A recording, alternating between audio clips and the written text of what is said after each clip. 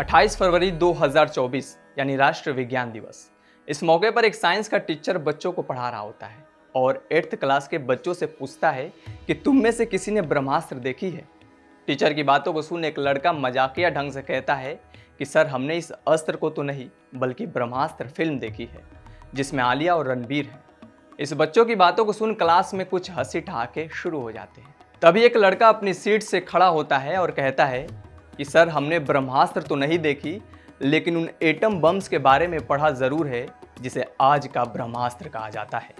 बच्चों की बातों को सुन टीचर आश्चर्य से पूछते हुए कहता है कि प्लीज एक्सप्लेन। लड़का ब्रह्मास्त्र के बारे में बताते हुए कहता है कि 6 अगस्त 1945 को जब दुनिया में सेकेंड वर्ल्ड वॉर चल रहा था तभी अमेरिका ने जापान के हिरोशिमा पर वर्ल्ड का पहला परमाणु बम गिराया जिसमें करीब 80,000 लोगों की मौत हो गई। इस अटैक के ठीक 3 दिन बाद अमेरिका ने नागासाकी पर एक और बम गिराया जिसमें 40,000 से अधिक लोगों की मौत हुई। ये एटम अटैक अपने आप में एक ब्रह्मास्त्र था जिसे महाभारत और रामायण में मात्र कुछ योद्धा ही चला पाते थे।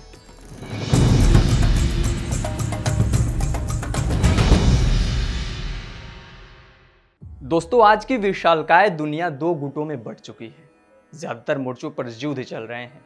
पिछले 2 सालों में रसिया और यूक्रेन लड़ रहे हैं तो वही इजराइल और हमास के बीच जंग जारी है। जहां देखो वहां क्रोध की ज्वाला दिखाई दे रही है। यहां तक कि दुनिया के विकसित देशों में से एक रसिया के राष्ट्रपति व्लादिमीर पुतिन कई बार परमाणु हमले की धमकी भी दे चुके हैं। ये वही एटम अटैक है जिसने 1945 में लाखों लोगों की जिंदगियों को उजाड़ दिया था और इसी अटैक का जिक्र 8वीं कक्षा में पढ़ रहा वो लड़का कर रहा था जिसने एटम बम की तुलना ब्रह्मास्त्र से की थी। ब्रह्मास्त्र एक ऐसा अस्त्र जिसका निर्माण इस संसार के सृजनकर्ता भगवान ब्रह्मा ने किया, जिसके पीछे उनका उद्देश्य इस पृथ्वी पर होने वाले अत्याचार को कंट्रोल करना था। लेकिन क्या आपको पता है कि आदि काल में भगवान ब्रह्मा के द्वारा बनाया गया वो ब्रह्मास्त्र कुछ और नहीं बल्कि आज का परमाणु बम है। शायद इसे सुनकर आप अनकंफर्टेबल फील कर रहे होंगे, लेकिन ये सच है। ऐसा हम नहीं, खुद परमाणु बम का आविष्कार करने वाले वैज्ञानिक जूलियस रॉबर्ट ओपेनहाइमर ने कहा था। ओपेनहाइमर ने अपने एक शोध में इस बात का खुलासा किया कि महाभारत काल में परमाणु बम जैसे विनाशकारी हथियारों का इस्तेमाल किया जा चुका है।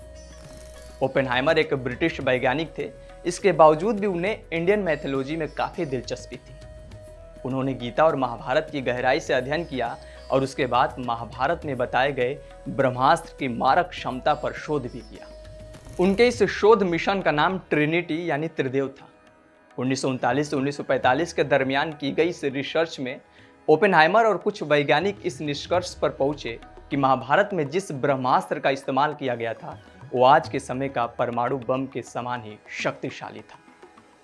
पुणे के एक डॉक्टर और लेखक पद्माकर विष्णुवर्तक ने भी अपने शोध में ये माना है कि महाभारत काल में इस्तेमाल किया गया ब्रह्मास्त्र परमाणु बम के समान था। अपनी किताब स्वयंभू में डॉक्टर वर्तक लिखते हैं कि रामायण और महाभारत काल में ब्रह्मास्त्र को सबसे खतरनाक हथियार माना जाता था। उस समय उन्हीं योद्धाओं के पास ब्रह्मास्त्र थे जिन्हें चलाने के बाद उसे वापस लेना भी आता हो। हालांकि इन शक्तिशाली योद्धाओं में से एक योद्धा ऐसा भी था जिसे ब्रह्मास्त्र छोड़ना तो आता था, लेकिन उसे वापस कैसे लेना है इसकी जानकारी उसके पास नहीं थी। महाभारत का ये योद्धा कोई और नहीं बल्कि गुरु द्रोण का पुत्र अश्वत्थामा था, जिसके द्वारा छोड़ा गया ब्रह्मास्त्र ने भयंकर तबाही मचाई थी। दोस्तों, भगवान ब्रह्मा के द्वारा बनाए गए ब्रह्मास्त्र को दुनिया का सबसे खतरनाक अस्त्र माना जाता है। पौराणिक कथाओं में इसके विनाशक परिणामों का जिक्र है। ब्रह्मास्त्र अपने लक्ष्य को तबाह करने वाला अस्त्र है जो अपने टारगेट का विनाश करके ही वापस लौटता है। शास्त्रों की माने तो इसके वार से विनाश तभी रुक सकता है जब सामने से इसके खिलाफ ब्रह्मास्त्र को ही छोड़ा जाए। ब्रह्मास्त्र को एक ऐसा दैवीय हथियार माना गया है जिसकी प्राप्ति सभी को नहीं हो पाई थी। आपको जानकर हैरानी होगी कि रामायण के सबसे बड़े नायक और खलनायक भगवान राम और लंका नरेश रावण को ब्रह्मास्त्र की प्राप्ति नहीं हुई थी, लेकिन राम के छोटे भाई लक्ष्मण और रावण के छोटे भाई विभीषण को ये अस्त्र प्राप्त था।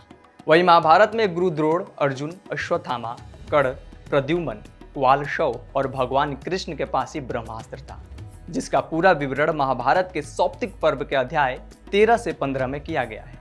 महर्षि वेद व्यास महाभारत में कहते हैं कि जहां ब्रह्मास्त्र छोड़ा जाता है वहां 12 वर्षों तक पर्जन्य वृष्टि यानी जीव जंतु पेड़ पौधों की उत्पत्ति नहीं होती है।